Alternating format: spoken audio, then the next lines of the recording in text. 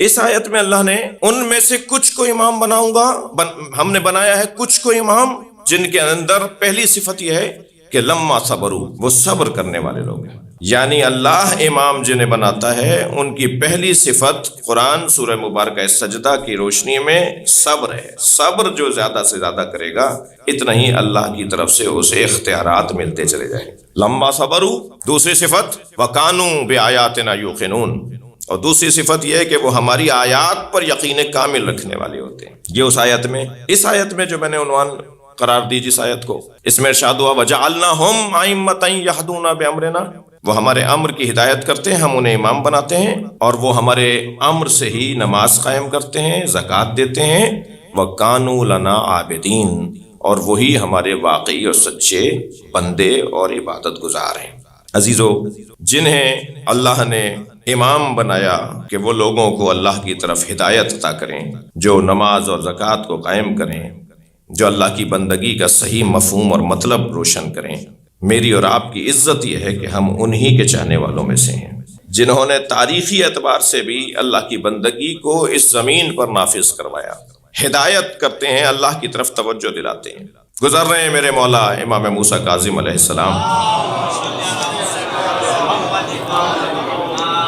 ایک کوچے سے گزر رہے ہیں، کیونکہ مولا کی شہادت کی 2 دن پہلے تاریخ گزری ہے۔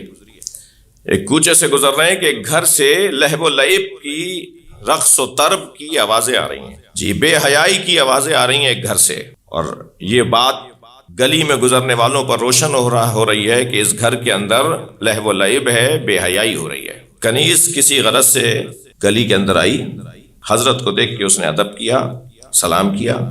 حضرت نے اس کے اس ادب پر اس کی یہ رہنمائی کر دی، کیونکہ اس گھرانے کا ایک حسن یہ بھی ہے کہ جتنا یہاں ہم ادب کا استعمال کریں گے اور ادب کا اظہار کریں گے، اتنا ہی یہاں سے عطائیں بھی بڑھتی چلی جائیں گی۔ یہاں بے ادبوں کا گزارا نہیں ہے۔ تو اس نے وہ اتنا ادب کیا کہ حضرت کو پہچان کے سلام کیا، تو حضرت نے اس پر یہ کرم کیا کہ اس سے کہا کہ یہ گھر کسی آزاد کا ہے یا کسی غلام کا ہے؟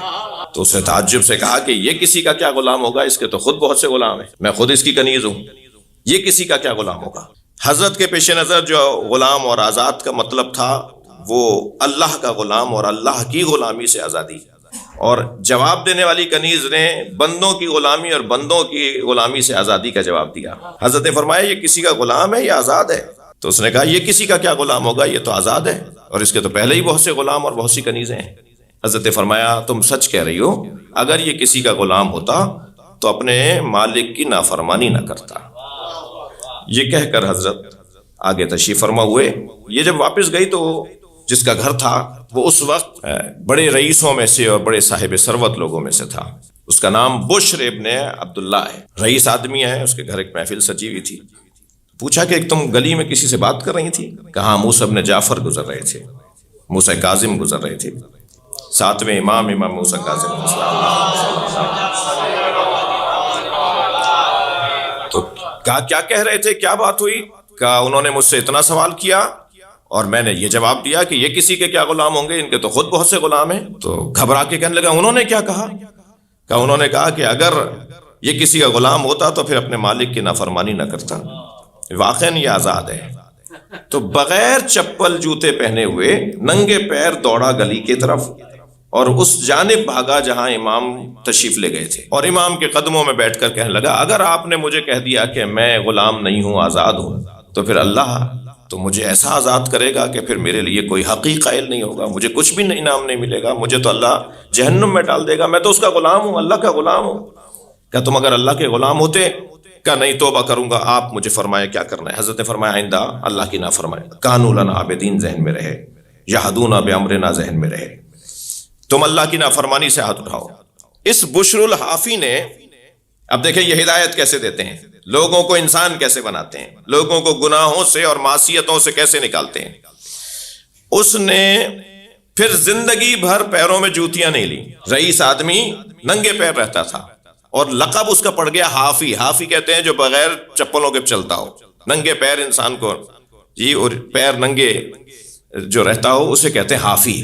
بشر کون سا؟ حافی، جو بغیر چپلوں کے رہتا ہے۔ مولا نے ایک دن اسے بہت مدت کے بعد جب ننگے پیر دیکھا تو حضرت نے اس کا ہاتھ پکڑ کے فرمایا کیا تم نے اللہ کا یہ پیغام سنا ہے کہ اللہ یہ فرماتا ہے کن لی اکون لک، تم میرے ہو جاؤ میں تمہارا ہو جاؤں گا۔ تم ان ننگے پیروں کی وجہ سے اپنے آپ کو اللہ کا بنا کر رکھنا چاہتے ہو تو میں تمہیں خبر دے رہا ہوں کہ اللہ اب تمہارا ہو جائے گا۔